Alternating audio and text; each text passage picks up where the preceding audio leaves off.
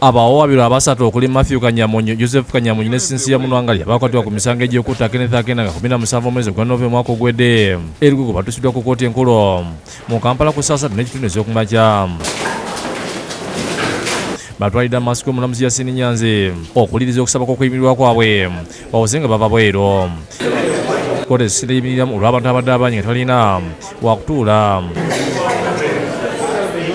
Olwali dakiika 3 Joseph yasuse mu kaguli ng'akikirwa bannamateeka okuli Caleb Alaka n'Ochieng Evans nga n'abategeeza kkooti nti asaana okuyimirirwa awoze nga ava ebweru olw'okuba tazaana ku musango gwonna ate nga mutuuze bwe tuzira e Port Belo. Bano bategeeza nti bw'abakkiriziddwa okuyimirirwa abatasobola kudduka mu ggwanga. My application is for orders that you be pleased to grant this applicant before you bail, and then you do please to make other necessary orders as you deem fit, my lord.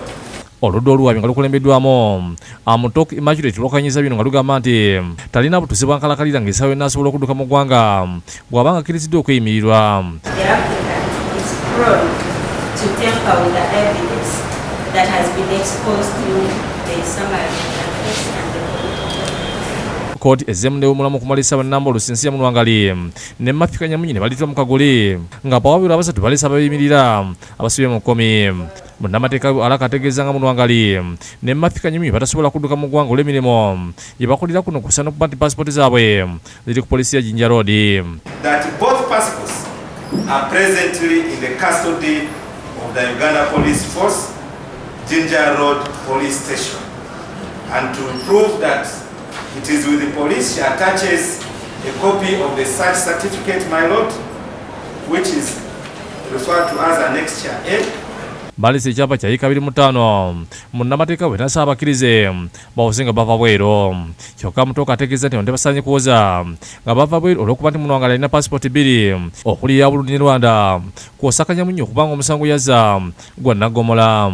This therefore means that she is not Ugandan or a citizen of this country, and therefore does not have a bearing on whether or not the applicant is abscond or returned to this honorable court whenever required. Omulamuzi Nyanzi mu kwensala alagidde Joseph Kanyamunyu ne Cynthia Munwangali okuwa akalu ka kkooti ka bukadde 5 ez'obuliwo n'obukadde 15 abeeyimiridde ezitali za buliwo, n'ategeeza nga omusango guno bugenda okuddamu nga 3 omwezi guno kwolwo agenda okw'ensonga lwakitakkiriza Matthew Kanyamunyu okweyimirirwa. Joseph Kanyamunyu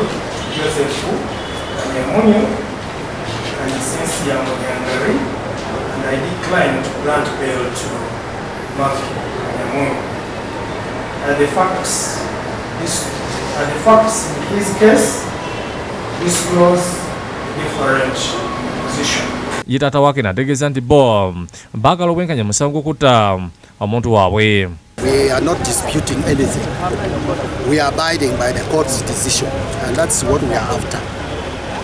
What we are really after is justice. Damatadewo ne Joseph Innocent Nsema wekisakidde eggulu lino kwa Bukedde TV.